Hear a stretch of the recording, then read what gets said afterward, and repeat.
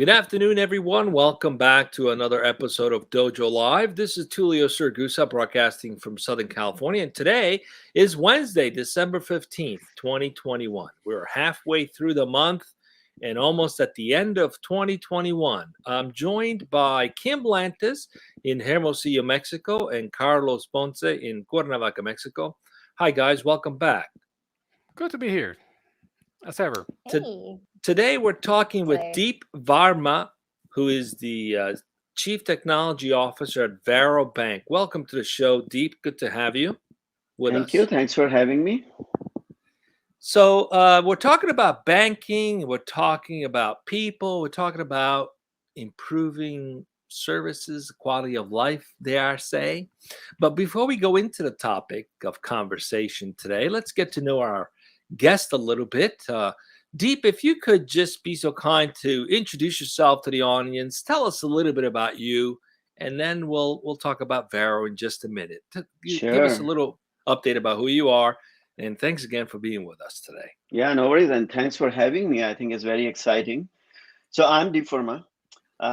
My official title is the Chief Technology Officer of Varo Bank. But guess what? I'm human being like all of us, and I'm a technologist. I'm an immigrant. I came to this country in 91 for the higher education. I went to Berkeley, did my higher education, my master's, my MBA. I worked for IBM, ABB, Yahoo's, my own startups, Trulia, Zillow, and now to Varo. And I think when I look into myself, what I look into it, you know, I'm a technologist. And I think technology has reached the point where we can solve the problems, whether it is a business problem, whether it is a society problem, any kind of a problem. Technology is playing such an instrumental role in our day-to-day life. Think about it. Nowadays, I have two boys and my wife is a school teacher. If internet goes down for 5 minutes, oh my god, there is a chaos. Like, oh my god, my life is gonna stop. Oh, my Yes. garage is not working because light is not there because I'm connected with this devices. I think I proudly claim myself to be a Silicon Valley boy where I want to challenge the status quo, and I want to use this technology to build what I call this as, equality and bring equality to the system. And Varo plays a part of it. So this is who I am. And as we started this conversation, can you believe it? December 15th, 2021, we just ending this year. Like, oh my God, like this pandemic, like I just can't believe it. This 2020 and 2021 just Yeah, erased, we're coming up on from year our, two. It's insane. yeah, it's insane. Mm, And so yeah. what I will ask my audience and everyone, look, it's this variant is dangerous. Take care of yourself. Holidays are coming in, and just make sure that spend as much as time with your families. So I'm going to leave my intro at this. Thank you. That was a great intro. It's good to get to know you, Deep. We appreciate your passion for technology. Let's talk about your company a little bit, Varo Bank. Tell us a little bit what started this company, what was its mission, and what do you guys do today? Sure. So I think let me take you to the point of why I joined Varo, and that will tell you. So as I started in my intro, I'm an immigrant, right? It's an immigrant, and every immigrant has a dream, which is called the American dream, right? That's an American dream. We work very hard, right? We work very hard. We are hardworking fellows. So this is my story. So I've been in this country for 30 years. First 10 years, basically, when I came to this country, my education, I'm trying to, what I call myself as one of the personas of Varo is the battler. First 10 years, I was battling. I still remember in 1993, I applied for my first Honda Civic car, and my application got rejected by everyone, even though I'm working for IBM. But guess what? I don't have a credit score. They don't want to give me the money. God bless Deep. Okay. I moved to the second part of my journey, which is 2002, when I joined Yahoo. And that is the time when I started building myself. My credibility is getting built. Then in 2013, I sold my second startup. So I did my first startup, which I sold. I did my second startup. And in 2013, an American dream came true where I don't need to worry about money now. Okay, that's an American dream. In 2013, I started thinking about what is next for me in my career, right? There are three things came to my mind. How technology is going to make an impact. Number one, every human being wants a good health. Everyone wants to place a live, and everyone wants money to survive. These are the core pillars. And I said, next chapter in my career is going to be mostly in those pillars. So I joined a company called Trulia. Your name is Trulio and Trulia. I'm getting confused. That So could I be a cool joined company, Trulia. Trulio. Cool company, yeah, for sure. So I joined Trulia and Zillow, where how do we help people buy homes? How do they rent homes, right? So this is an important 5 years I worked there, and that is when in 2018 when I met Colin Walsh, the CEO of Varo Bank, when he told me what he's trying to do, it resonated with me that first 10 years when I needed the money, no one is giving me the money. Last 10 years, when I don't need money, everyone wants to give me money. Guess what? System is broken here. Okay. The system is broken. We make sure that if you don't have money, we don't give you anything. But if you have money, we give you everything. Okay. This resonated with me because I went through that journey and I felt I can join forces with Colin and I can build this bank which is driven by technology, which brings the equality, which makes this device which all of us have next to me, and I can use bank, right? So this is how my journey started with Varo. And I'm really fanatic. I'm a customer fanatic. I every day I look into how I'm gonna solve my customer problems. And this is what Varo does. Varo's mission and purpose is how we are going to help millions of Americans, those who are underserved, those who basically brings this technology and help people, those who are battlers. And how do we help them save their pay? How do we help them save their change? How do we save the fees factor, which we talked about? They don't need to pay fees to access their own money. Then how do we help our customers build their credit score? So this is what Varo is doing. And Varo's number one goal is to go and help millions of Americans, those who've been underserved, to build that bank and then bring this bank, which is for all of us. Great. What a great mission. Thanks for giving us the backdrop about that from another immigrant myself. I completely understand and resonate what you're saying. So let's go right into the topic today and see what we can unpack and learn. Kim, please, if your internet allows, introduce the topic, please. Testing. 1, 2. You're good. How's it going? All right, cool. So thank you for being here today, Deep. We're talking about using technology to build a bank for all, which I think you laid out for us very nicely, answering the question of how can banks better meet the evolving needs of their customers. So you laid out, I really liked this idea. You mentioned a Varo persona. I think you called it the battler, your first 10 years here in the United States. What are the Varo personas, if you have more, and how have you lined those up with those evolving needs? What are we seeing in your customers today? Yeah. And I think personas are a good way to think about the customers.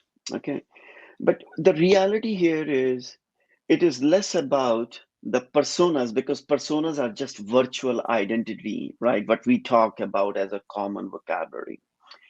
But let's go back to the basics, right?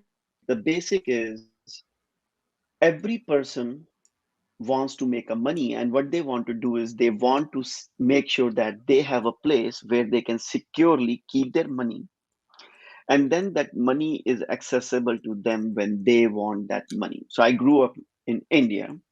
I still remember growing up there how my mom used to save money and how she used to secure that money in the home, making sure that she has that money when it is accessible. I think consumers are demanding at this moment of time a fairness in the system. They are demanding that, hey, I apply for this checking account, I apply for saving account. Why my applications are not getting approved? Why I don't have a debit card, right? So I think customer needs have evolved in last 10 years. And let me take you back to the days, when I used to print the maps. If I have to go from destination A to destination B, I remember my first trip to San Diego. I do a printout of MapQuest and all those things, start the car, and then, marking where I'm going. Then bingo, came those, the navigation devices. Then I had to go and buy those gremlin devices and put it in my car. But guess what? There was a friction where I have to update my maps. If the satellite connections are less, my maps are not getting refreshed. And then there is something magical happen that everyone started getting their smartphones, right?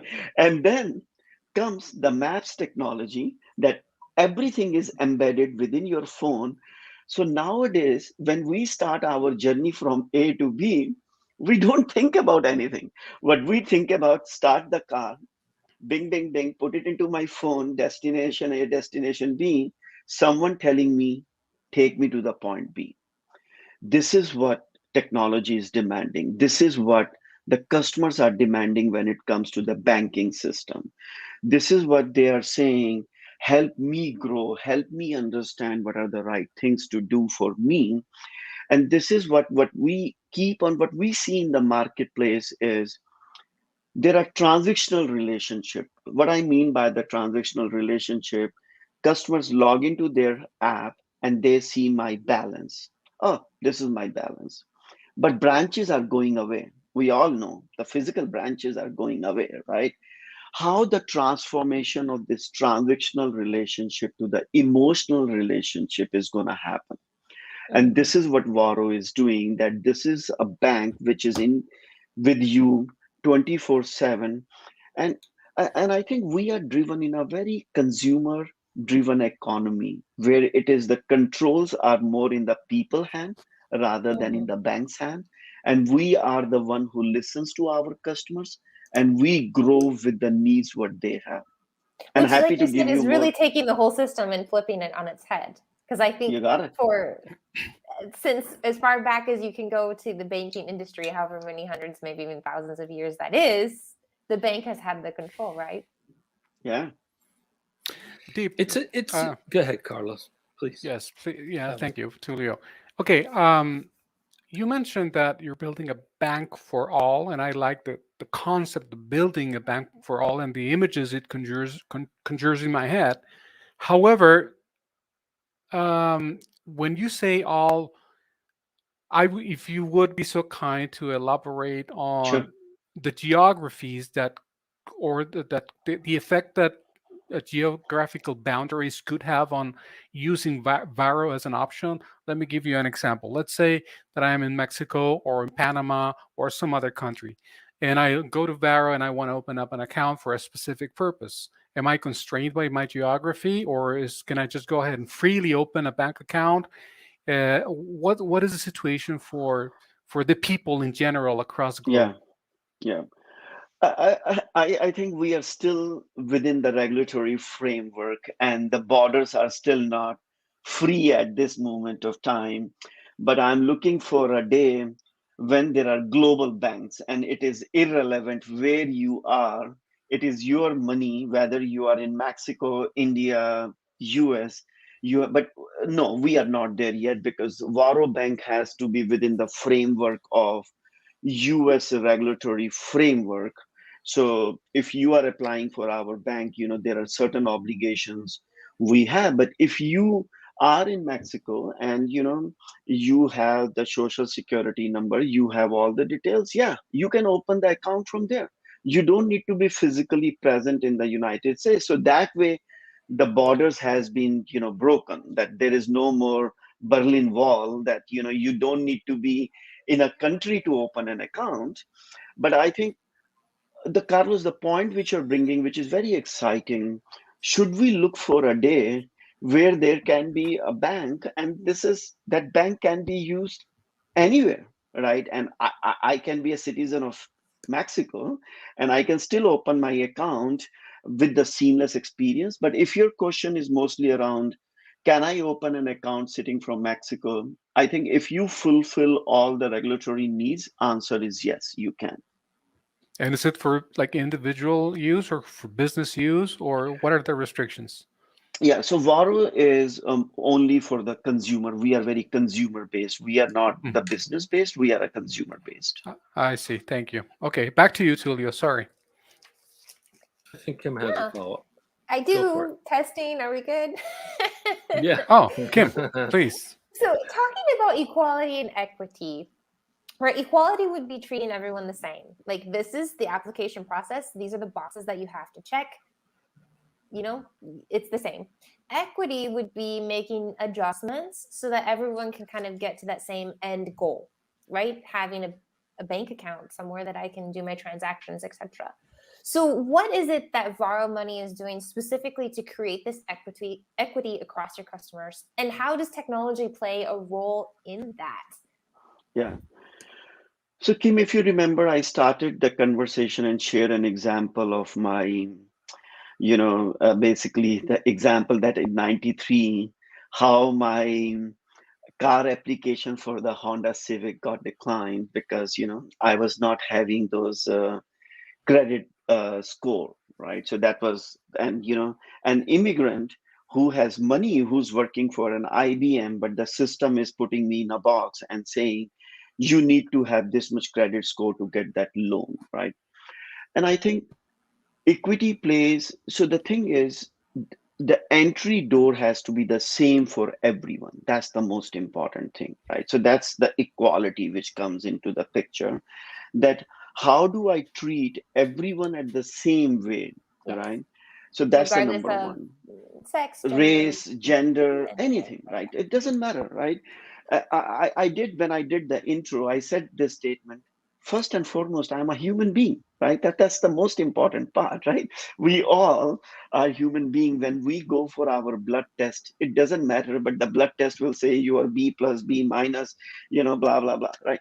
So I think equality is where you treat everyone same, right? That's the most part. Equity is, how do you make sure that there is an obligation what we have as a system, as a bank, that how do you make sure that you grow people also at the same level, right? And I think that is the part which is most important. Like, I met during these 3 years of a journey at Varo Bank, I will tell you, I'm a customer fanatic. I listen to customer stories. We have so many customers, those who don't have access to the tools to save money, right? And if they go out and take advice from someone, guess what? They have to pay for it. They don't have money to pay for it, right? So, this information, which used to be in a black box, can we take that information and give accessible to everyone?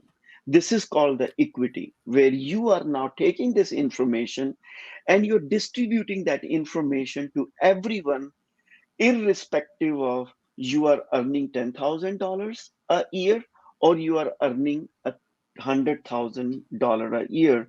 The information is shared equally, and this brings the Mhm. equity. Now, I want to emphasize, as we were talking about the personas, right? So there are battlers, there are builders, and all those things, right? What Varo also looks into, when you come to our door, your application gets approved, you need to fulfill certain obligatory elements of the regulatory system, which is KYC. But once that's needed, these are the foundational pieces which we need to fulfill. But once you come in, right? We don't treat you differently, or because you are using bank more, so you have to pay extra fees, or you are doing this, you have to. We don't do any of those things. But then there is another part of the equity, which is, how do I help you grow in that food chain also? What tools and the information I provide you to save more money? How do I make sure that you have the right information? And these are the areas which I think both equality and equity needs to go into this hand in hand, and you just cannot ignore one. Mhm. Yeah, I mean, it's breaking the cycle of it being expensive to be poor, right? Um, so Yes. does your tech In play a fact, role in speaking. identifying people's needs? Go ahead. I'm sorry, Tulio. No, go ahead, continue. That was my question, of just how tech is playing a role in identifying these needs of your individual bankers. Yeah. So is your question is, how do we identify the individual needs of the customers, right? That's If I what you're could saying? just Yeah. add to that question. Sure. Earlier, when you introduced yourself, we were talking about how the first 10 years of your life here in the country, you needed the money, but no one could give you the money. And then now you don't need the money, everybody wants to give you the money. It's this upside down thing that happens. Those who need it the most don't get it, and those who don't need it get all of it. What's the bank doing to create a more equal playing field around that challenge? If I Yeah. could build on the question that Kim is Yeah. asking.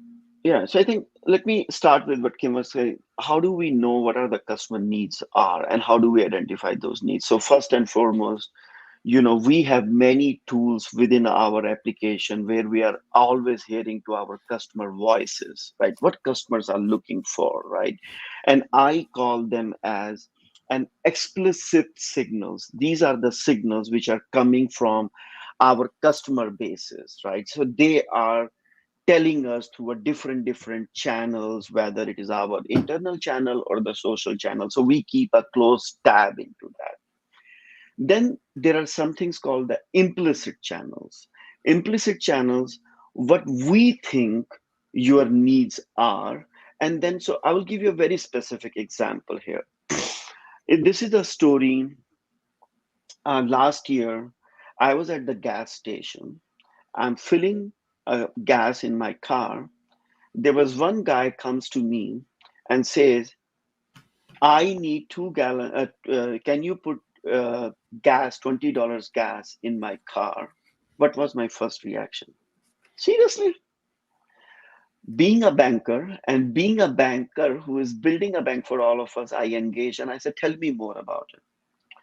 This person, supposed to drive from location A to location B, is a janitor who is a gig economy, whose salary is going to come 2 days later.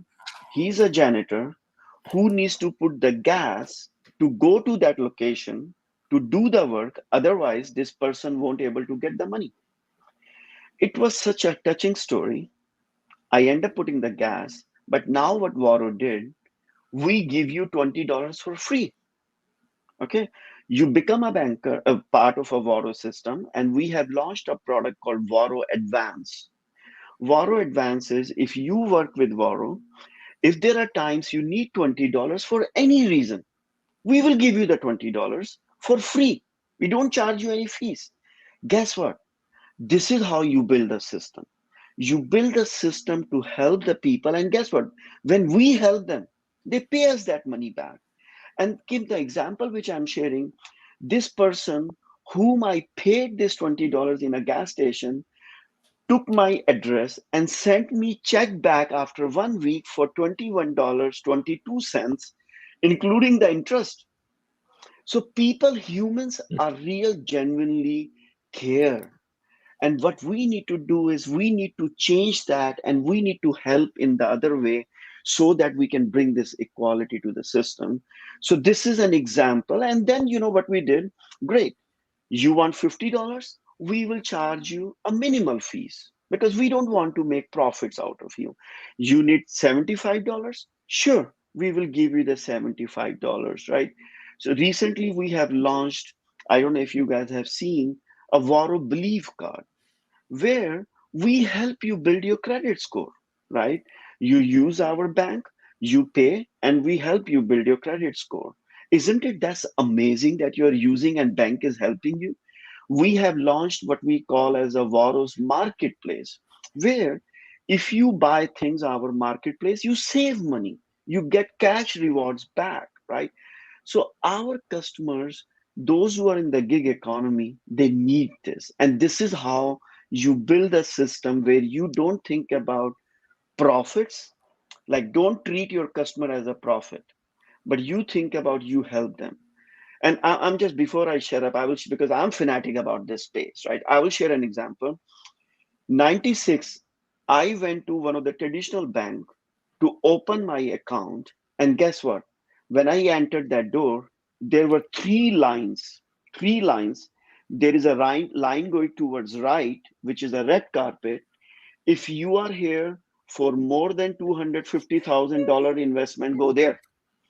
If Okay. you are here to talk about your something else, you go straight. But if you don't know what you want, you go straight. I was lost. I was lost. Yeah. I And you're want to like, open here, an this account. shirt off my back. Would you like this too? Like, come on, You know, guys. Uh, I have to say, what I love about what you're saying, it reminds me, as an immigrant too, growing up in a small town.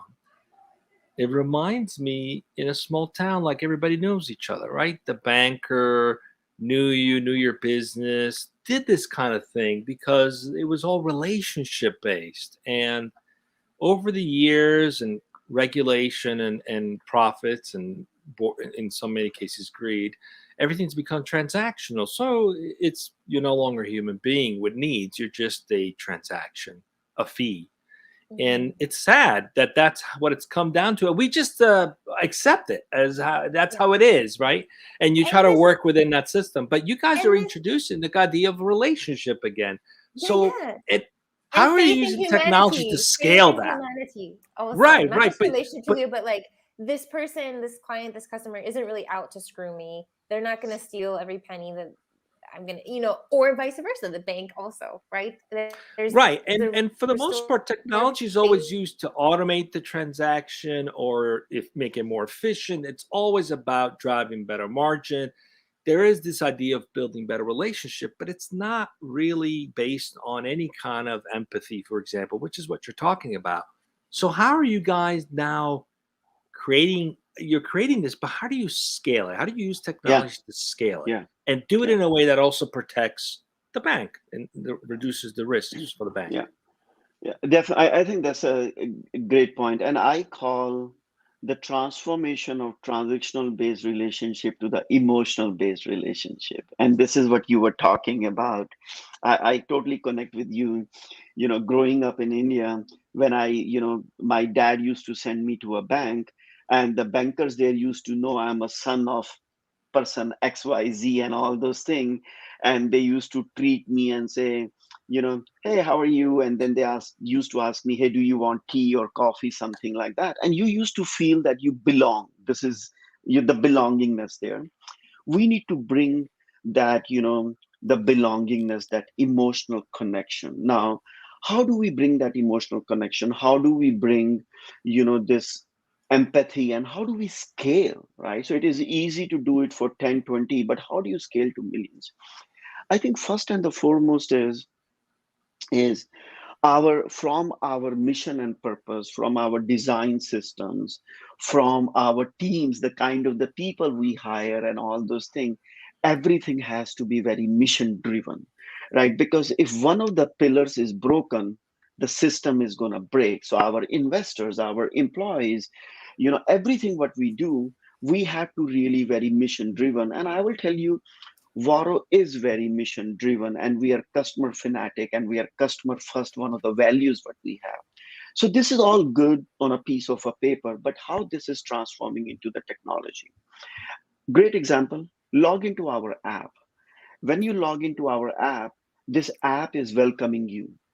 The design of the app is where it shows you, hey, welcome Deep Varma, right? And it shows me, because I love my family, so I have uploaded my family of my photo.